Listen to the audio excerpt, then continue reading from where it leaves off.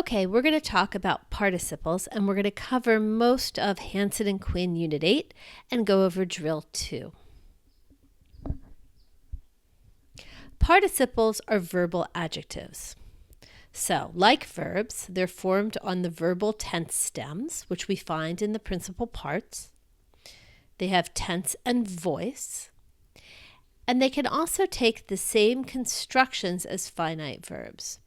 So if the finite verb often takes an accusative direct object, then so will the participle. If the finite verb takes a genitive, like arco can when it means rule over, then the participle will also take a genitive. But like adjectives, participles have case, number, and gender, and they can modify nouns and pronouns, or they can be used as substantives. Now, the participle comes in 4 tenses. The present, which comes in an active and a middle passive voice. The present is formed off the first principal part.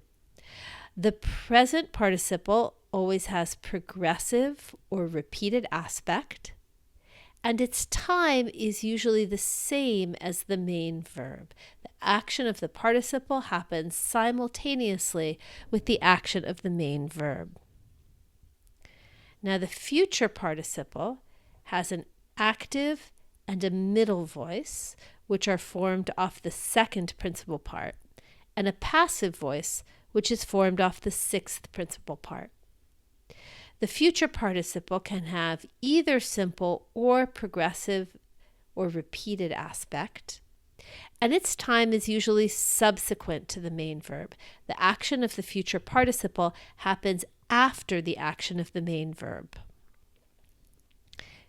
The aorist participle comes in an active and a middle voice, which are both formed off the 3rd principal part, and a passive voice formed off the 6th principal part. The aorist participle has simple aspect.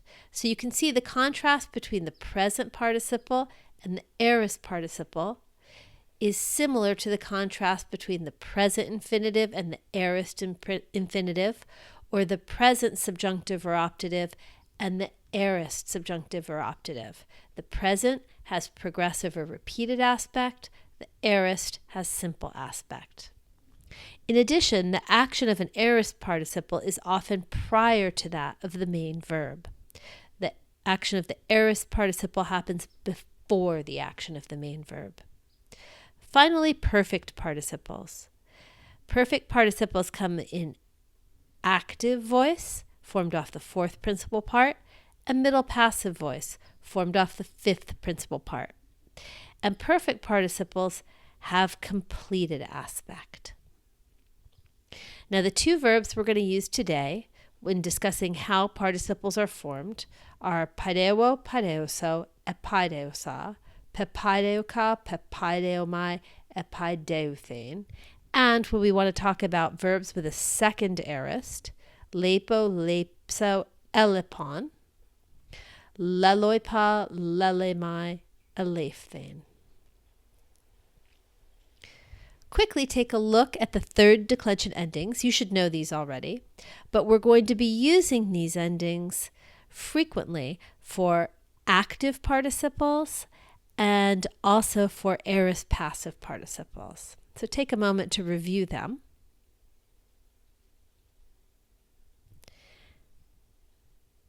And now let's talk about present active participles. For present active participles, we're going to take the stem from the 1st principal part, paideo, and we're going to add the following endings. Take a look. The stem for the masculine and neuter, right, ends in ont. And you can see the neuter nominative and accusative singular is merely that stem with the final dental dropped. The dative plural masculine and neuter is actually coming from ontsin, and these letters drop out, and we have compensatory lengthening, which gives us the spurious diphthong oo. So the dative plural masculine and neuter is use. All right, and in the feminine, we have all first declension looking endings. So here's padeo, fully declined, the present active participle. Accent for all participles is persistent, and it's given by the masculine nominative singular. So you can see for the present active participle, the accent wants to be over that padeo, okay? It wants to be over the last syllable of the stem, okay? So here, over the O, there, over the O, okay? The feminine is declined just like musa, muses. So it's a first declension endings, right, with a short alpha in the nominative and accusative singular. Note that the genitive plural has a circumflex over the ultima, just like it does in musa. The future active participle uses exactly the same endings as the present active participle, but it attaches them to the stem from the second principal part, which for padeo is paideus. So there it is, fully declined. Again, the accent on the future active participle wants to be there, okay, over the last syllable of the verbal stem.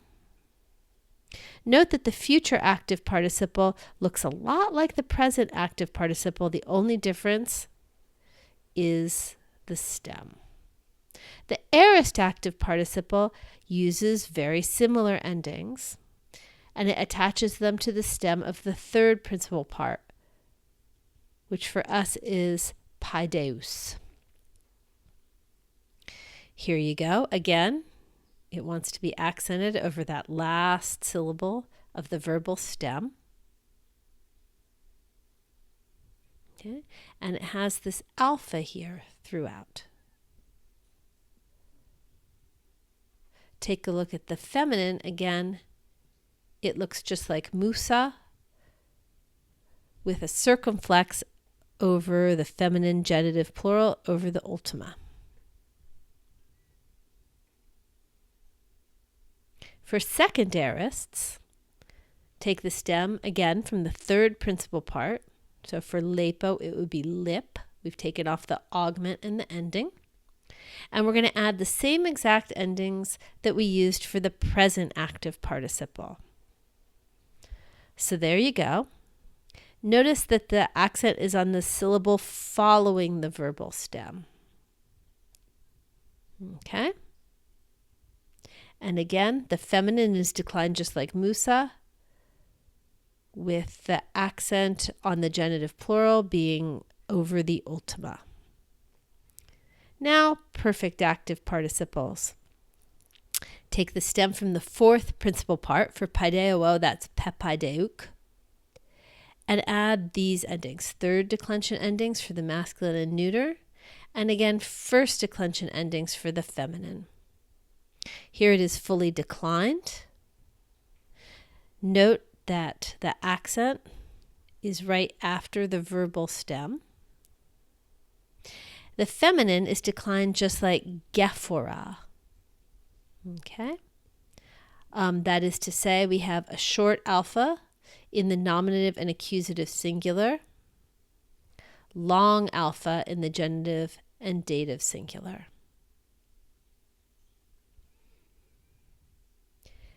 Now for middle and passive participles. For the present middle passive participle, and middle passive participles are generally easier than active participles, because except for the aorist passive, they are declined like any other first-second declension adjective.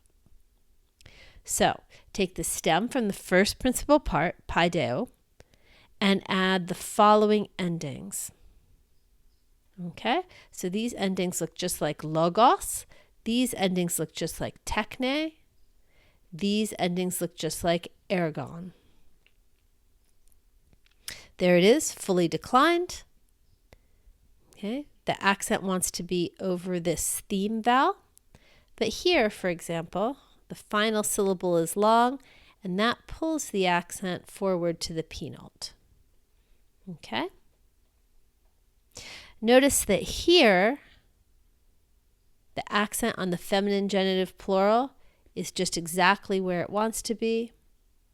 Okay? That is to say, the feminine genitive plural has that persistent accent. For the future middle participle, exactly like the present middle passive participle, take the stem from the second principal part and add those same endings, accented in exactly the same way.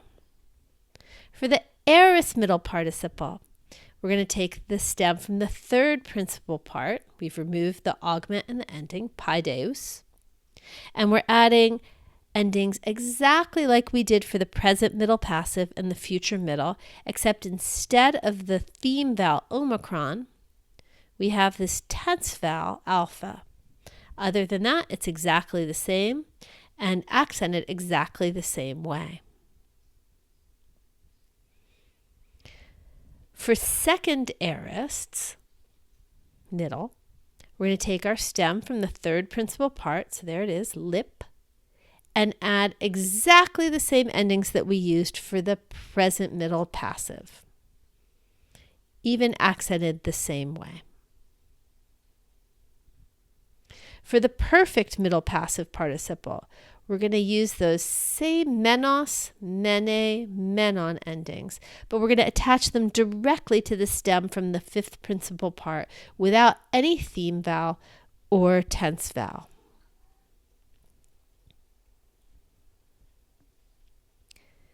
For the aorist passive participle, we're going to use the stem from the sixth principal part, just like we would for the aorist passive indicative or subjunctive or optative or the aorist passive infinitive. Okay, we take off the augment, take off the endings, and then add these participle endings. And notice that these are active looking endings. So we have third declension endings for the masculine and neuter. Notice that the neuter nominative and accusative singular are just that stem without the final dental. Okay. And this one, the masculine nominative singular, is actually coming from this. We drop those middle letters, and again, we get compensatory lengthening with this spurious diphthong. The feminine, again, uses first declension endings and declines like Musa. Accent throughout is on the syllable following the verbal stem. Whoops. Okay. Except in the feminine genitive plural, where it's on the ultima. Finally, the future passive participle. Again, we're using the sixth principal part, but as in the future passive indicative, we're adding this ace, eta sigma, and then we're going to use these middle passive looking endings. There you go. Again, the accent wants to be over that theme vowel, but it can get pulled to the penult when the ultima is long. So how do we use these participles? Well, participles act like any other adjective when they're being used attributively. Okay, so here we go. Ho lepon poietes. That's the present active participle of lepo, the leaving poet. Here it is again in attributive position. Ho poietes, ho lepon, the poet, the leaving one. And finally, an example, and this is more unusual, where the article follows the noun, but still that participle is in attributive position. The leaving poet, the leaving one. We can also use the participle as a substantive, as a noun. So, ho lepon, the leaving guy. It's just like, I don't know, ho agathos, the good guy. Ho lepon, the leaving guy, the guy who's leaving. Hailepusai, feminine plural nominative, the leaving women. Hoilipontas. Okay, so that's second aorist active. The guys who left, the having left guys. And finally, here's an example, neuter plural passive aorist participle. Nominative or accusative neuter plural. Talephanta. The stuff having been left, the stuff that was left. Now, when we have an attributive use of the participle, the article can be either particular or generic. Let's take a look at some examples. So here we go. Agathoi hoi paideoantes. This is a sentence of the same pattern as, agathos ho poietes. Right? Good is the poet. The poet is good. All right, so agathoi hoi paideoantes. Good are the teaching ones. Well, we could say that that's a particular use of the article hoi. The men who are teaching are good. Look over there at those guys, right? Those guys who are teaching, they're good. Or generic, referring to a whole class of people. Men who teach. Men who are teaching are good. Now, we can't tell the difference. We're not sure which way this one is meant without context. It could be either particular or generic. But if we have a negative, we can actually tell for certain. Because if it's being used particularly, then the negative is u. So here's our example. Agathoi hoi u paideoantes. The men who are not teaching are good. The men not teaching are good. How about if it's generic, referring to a class? Then the negative is me. So agathoi hoi me paideoantes. Men who are not teaching are good. So let's look at some examples from drill 1. Number 1. Hoi stratiotai, hoi entoi pedeoi thuantes. Okay. So, hoi stratiotai, okay, the soldiers. And then this participle is a present active participle. It's in attributive position. So it's the soldiers, the ones sacrificing on the plain. Number 2. Toi hretori, toi ten demokratian sosante. All right. So this is dative singular. And then there's the dative singular aorist active participle in attributive position. And then this is the direct object of that participle.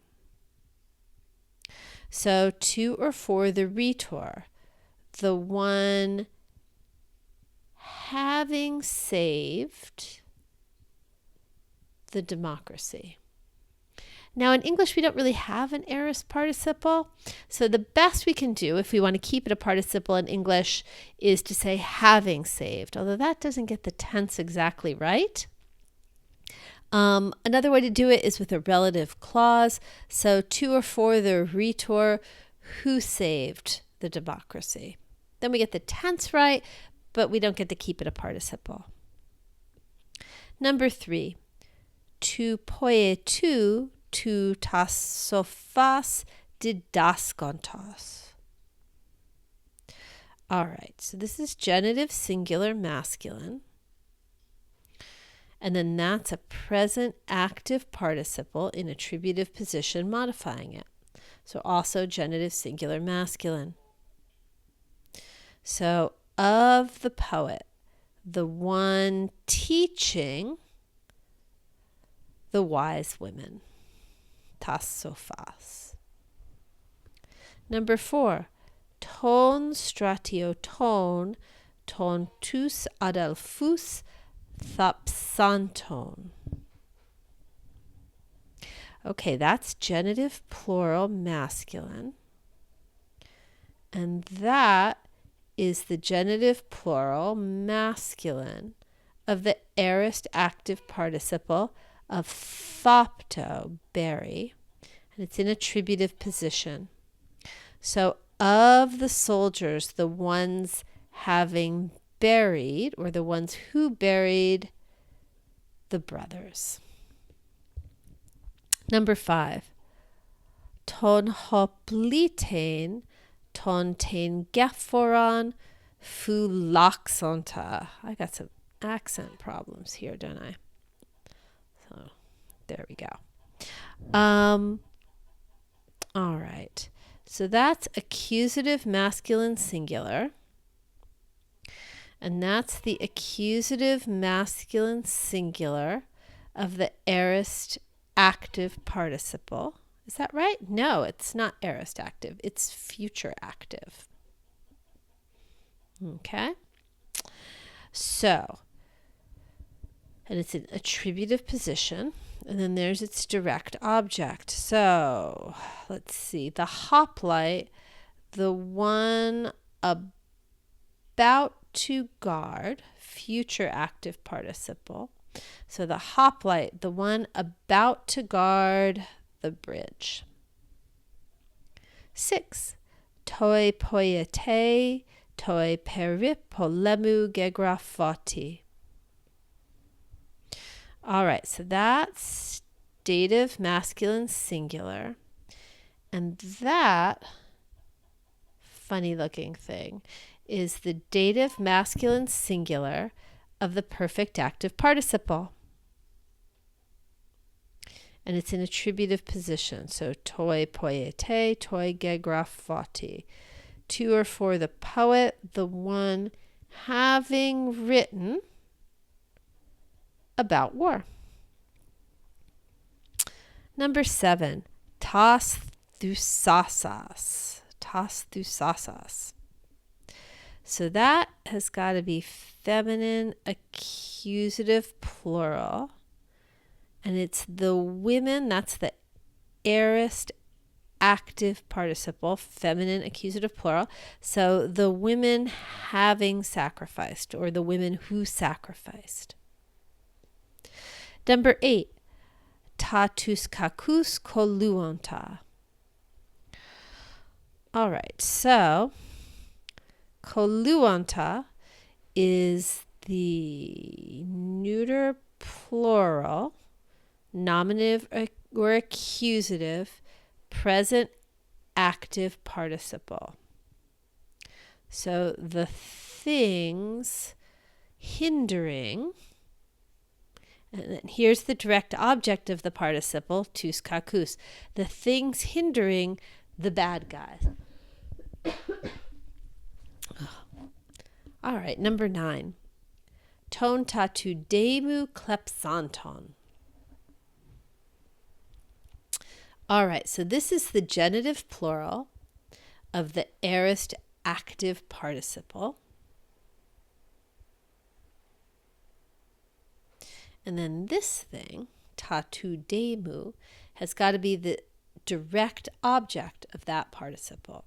So of the ones having stolen, or of the ones that stole, tatu demu, the stuff of the people. Number 10. Te theoi te ten demokratian soidzuse.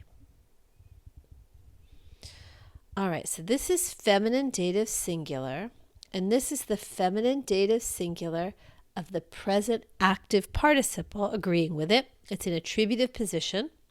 So to or for the goddess, the one saving the democracy. 11. Hoi hoplitai, hoi ta hopla lepontes. All right, that's nominative masculine plural. And that is the nominative masculine plural of the present active participle of lepo in attributive position. The hoplites, the ones leaving their weapons, ta hopla. 12. Hoi hopli tai hoi ta hopla lipontas.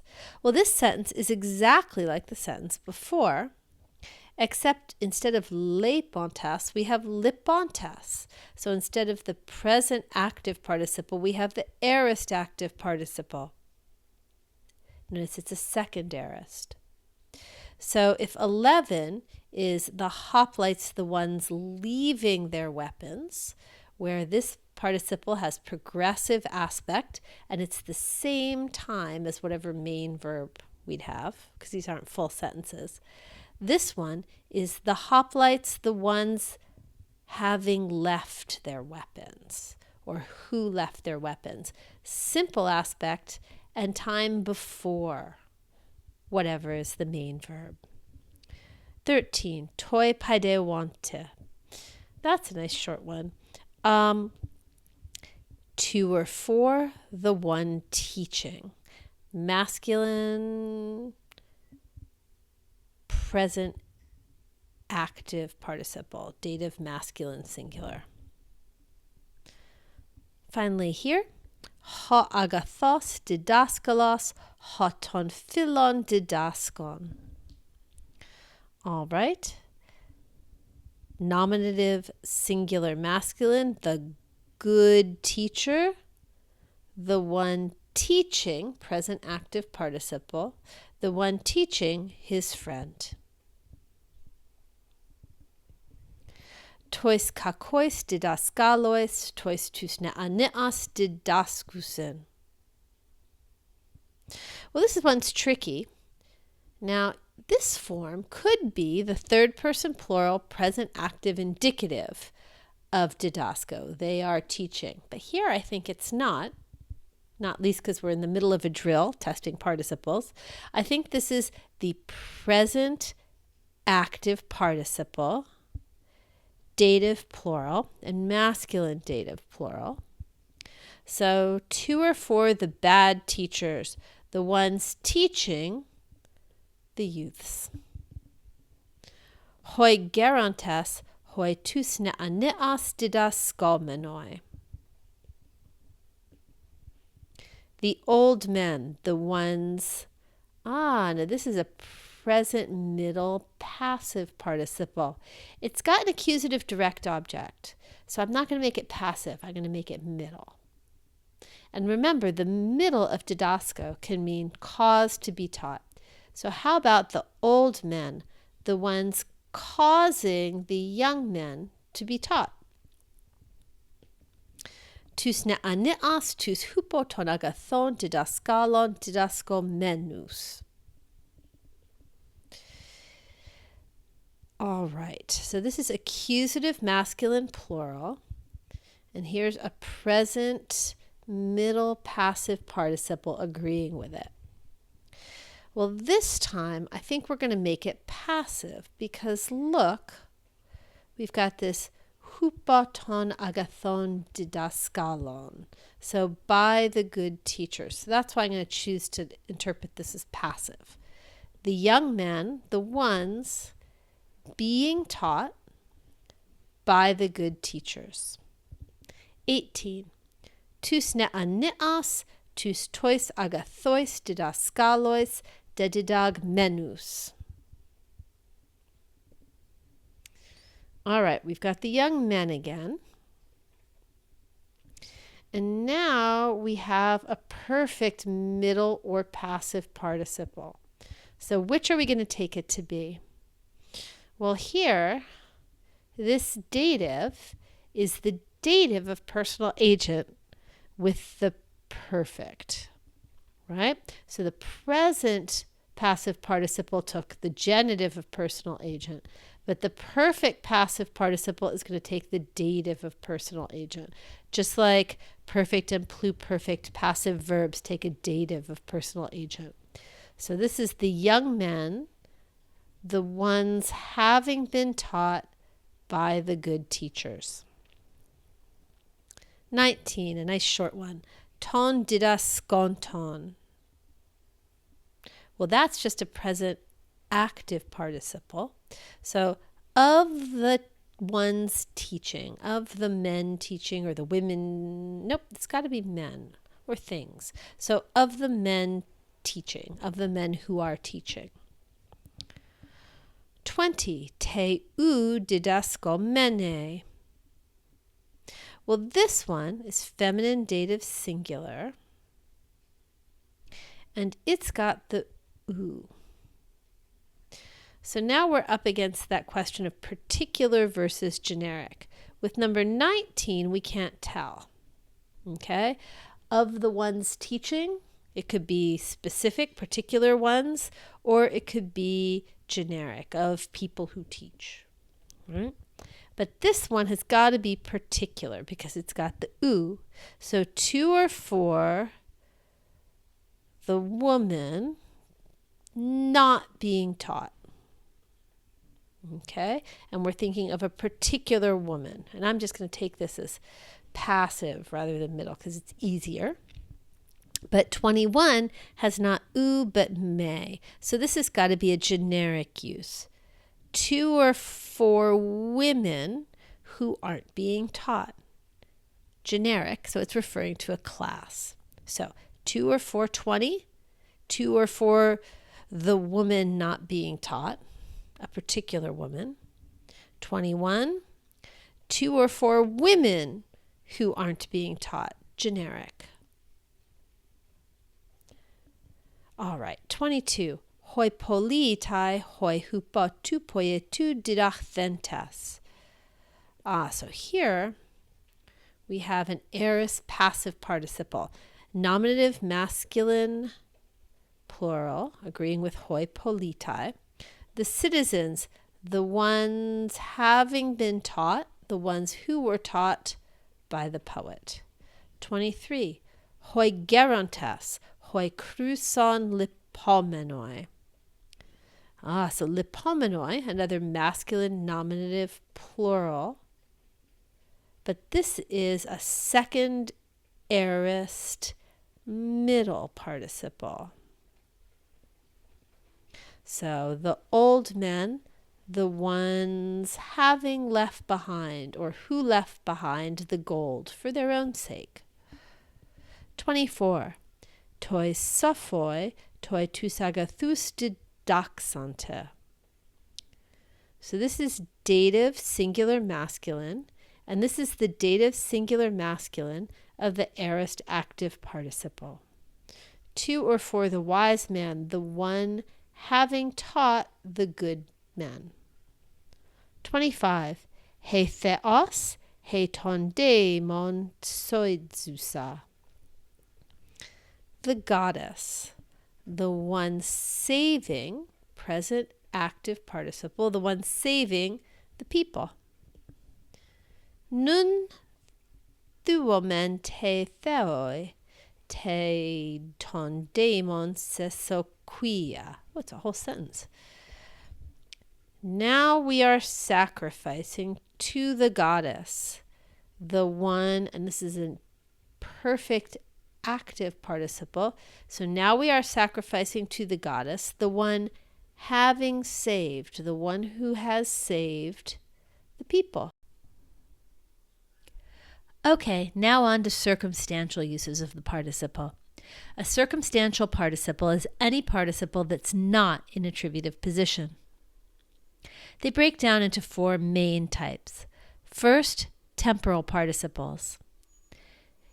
You know you have a temporal participle when the main verb is accompanied by epetau or some other temporal adverb. And the negative for these is u. Concessive participles. You know you have a concessive participle when the main verb is accompanied by the adverb homos, which means nevertheless, or the participle itself is accompanied by kai pair, although. The negative for these is also u. Causal participles. Causal participles are accompanied by hata or hoya when the speaker is vouching for the cause, and accompanied by hos when the speaker is not asserting the cause or purpose on his own authority. Doesn't necessarily mean it's not true, but the speaker isn't vouching for it. The negative for these circumstantial participles is also u. Now for conditional participles.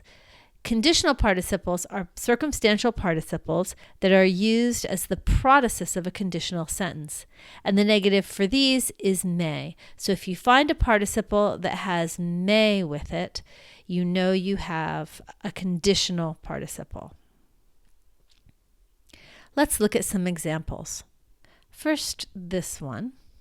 Sothentes te theoi thuomen. Sothentes is an aorist passive participle. It's not in attributive position, so we'll call it a circumstantial participle. All right, so it's got simple aspect, time before the main verb, aorist passive. So, having been saved, we are sacrificing to the goddess. You could also take that as a causal participle if you wanted. Since we were saved, we are sacrificing to the goddess. Really, it's a judgment call. If you don't have one of those words that tells you exactly how to take a participle, then context will usually tell you whether it's temporal or concessive or causal or conditional. All right. Let's look at 28. U sothesai te theoi u thuomen. Okay, so we have the u here. So we know it's not a conditional participle. And this is another aorist passive participle, now feminine nominative plural. Must be modifying the subject of thuomen. So when not saved, or maybe because we were not saved, let's make it causal, we are not sacrificing to the goddess. Let's look at 29. Me sothesai te theoi u thuomen.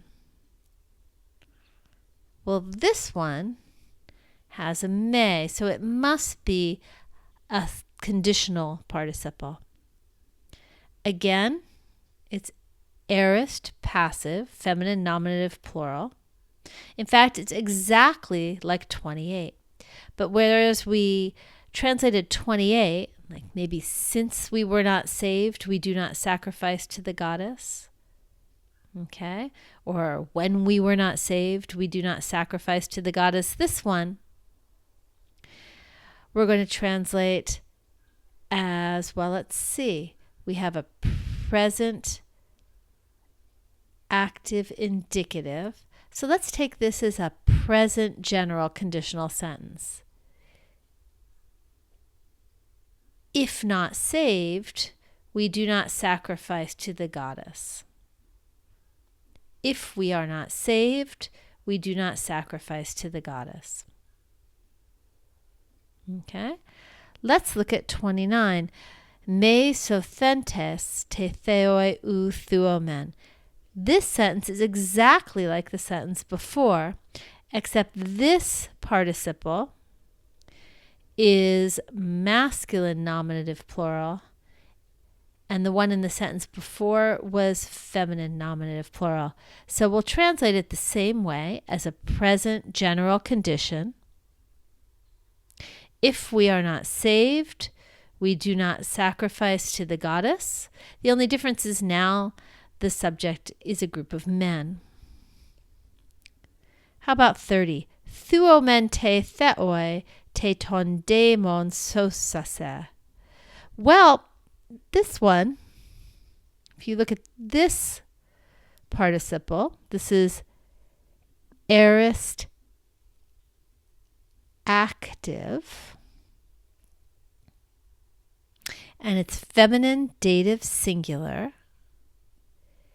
And look, there's an article, te theoi te sosase. So this is actually in attributive position. We sacrifice to the goddess, the one having saved the people. We sacrifice to the goddess who saved the people, maybe. 31. Tois retorsi tois tus politas pesase lusaitain arenain. Well, pesase is actually the dative masculine plural aorist active participle, right? And it modifies, it agrees with tois retorse, and it's also in attributive position.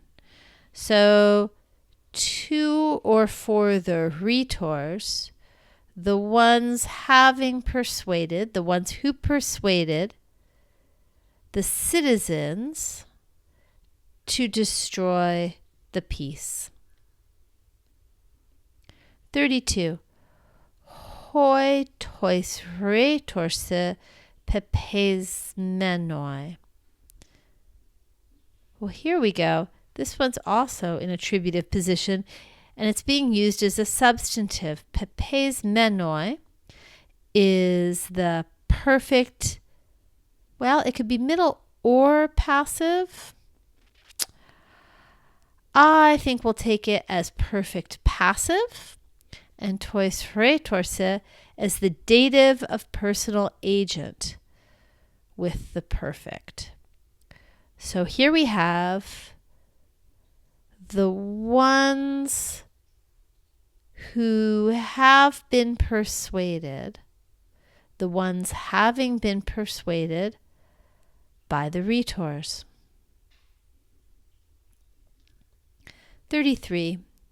He gephora he eu fulatomene.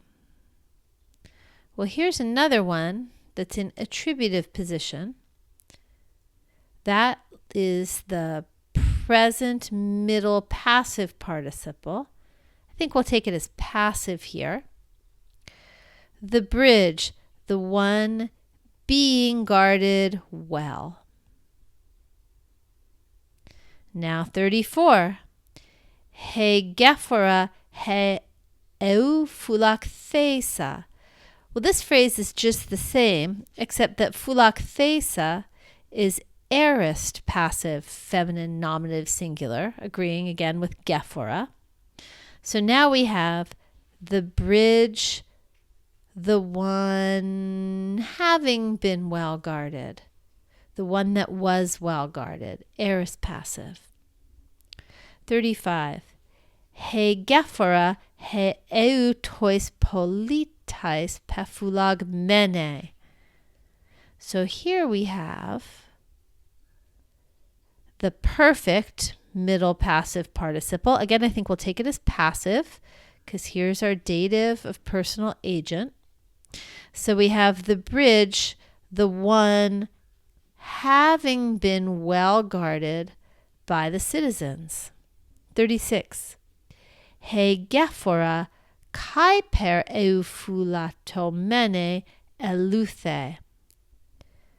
Well, now this one is not in attributive position like the three previous ones were. This is a circumstantial participle, and we can see it has kai pair with it, although, so we're going to take it as a concessive participle. And remember, it's present passive.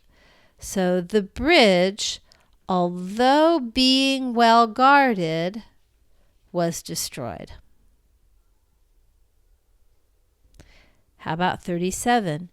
He gephora eufulatomene uk eleuthe. So this is exactly the same, except we've taken away the chi pair in number 37. So instead of taking it as concessive, let's just take it as temporal.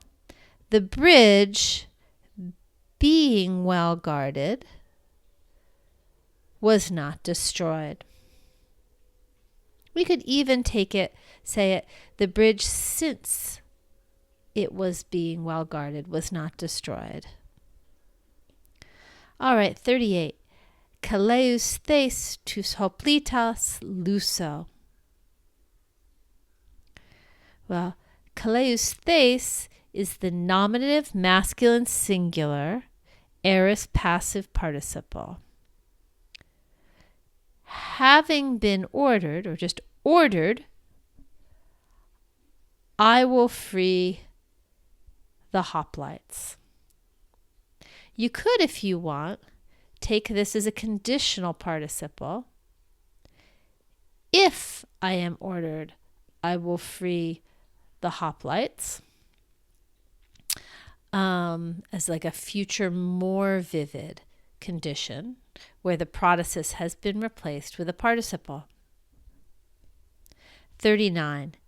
Me kaleus thes tus hoplitas luso.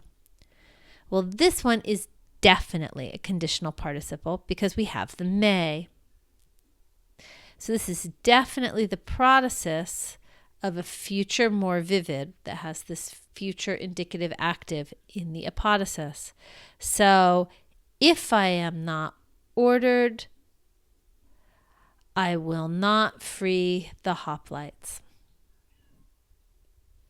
40. U kaleusthentes tus hoplitas uk elusamen.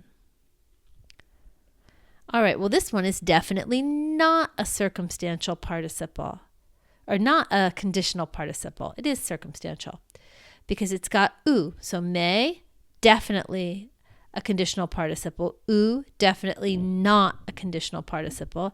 And then number 38 might be a conditional participle, or it could just be temporal. All right, so back to 40. U kaleusthentes tus hoplitas uk elusamen. Well, this is aorist active. This is aorist passive. So aorist passive, nominative, masculine, plural. So not having been ordered, we did not free the hoplites. When we were not ordered, we did not free the hoplites. 41. Eu pepai deumenoi kala pratomen. Again, a circumstantial participle. It's perfect and I think passive.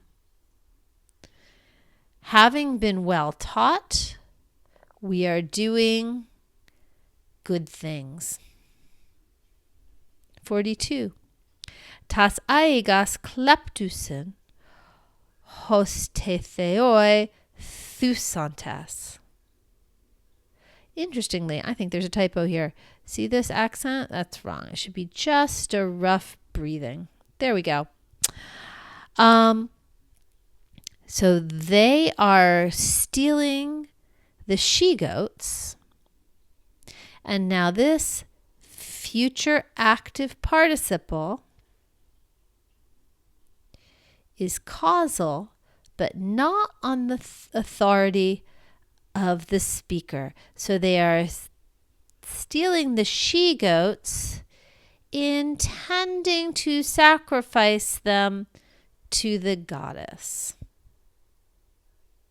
In order to sacrifice them to the goddess, but the speaker of the sentence isn't asserting that intent on his own authority.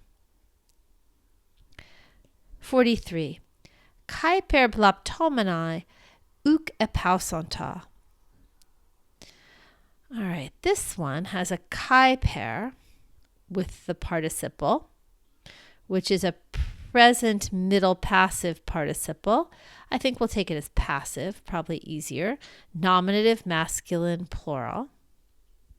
Although being harmed, they did not cease. They did not stop themselves. This is aorist middle. Although being harmed, they did not stop themselves. Me didachtes uk agatha eproxenon. Well, now this one has a may. A may. So it has to be a conditional participle. And the participle itself is aorist passive, nominative masculine singular. Okay, so it's got to be a conditional participle. Now let's look at the main verb, eproxenon. So that's an aorist indicative plus on.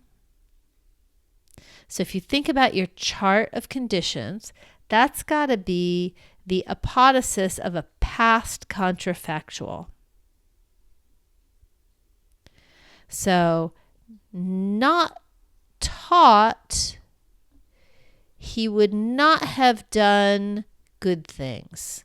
If he had not been taught, he would not have done good things. A few more in this drill. Epemponta hos phulaxontes tein gephoron. So again, we have this hos that indicates that this aorist active participle, nominative masculine plural, is causal, but we're not asserting that cause on the authority of the speaker. So they were being sent with the intention of guarding, in order to guard the bridge. They were being sent to guard the bridge. Did I call that an aorist participle? That's a future active participle. Okay, so imperfect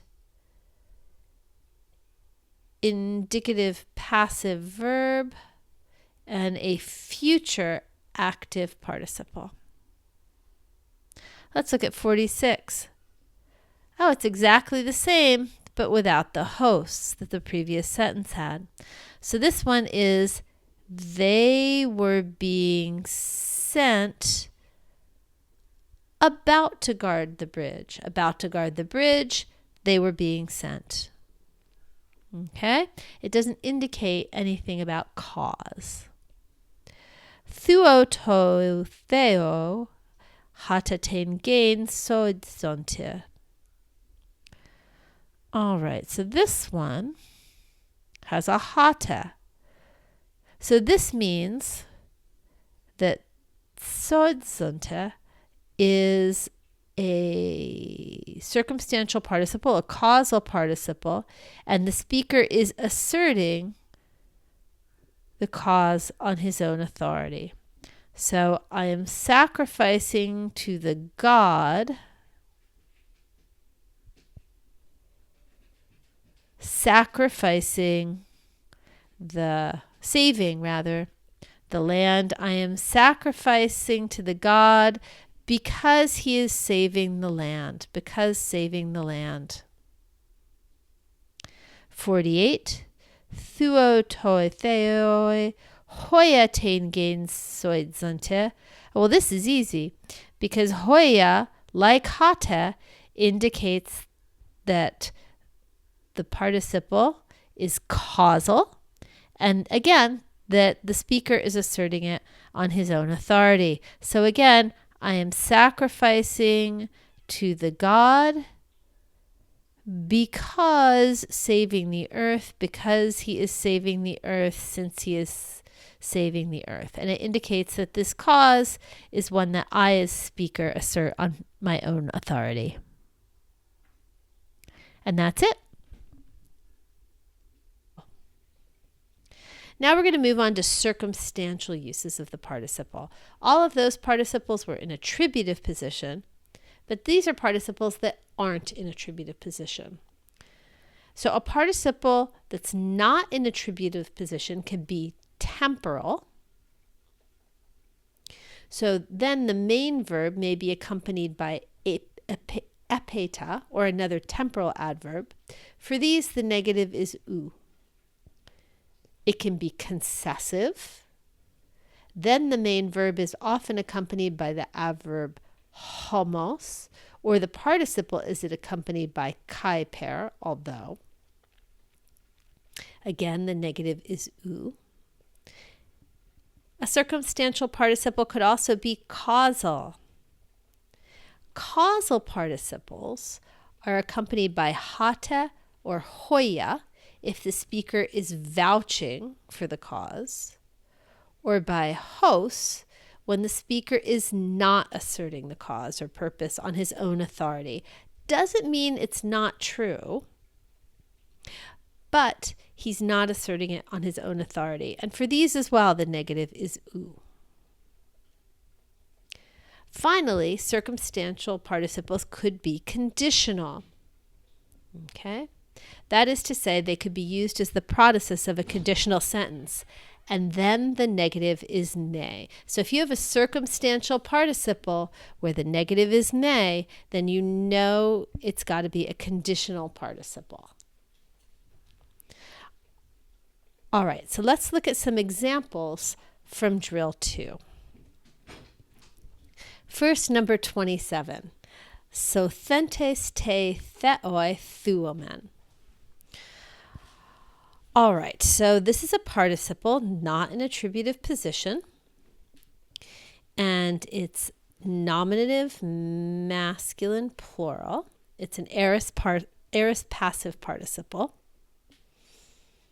And I think it agrees with the subject of that verb thuomen. So, having been saved, we are sacrificing to the goddess. All right, so having been saved, we are sacrificing to the goddess. We can take that as a temporal participle. So when we were saved, or when saved, I give up. I've been going for, I can't do it with you in here.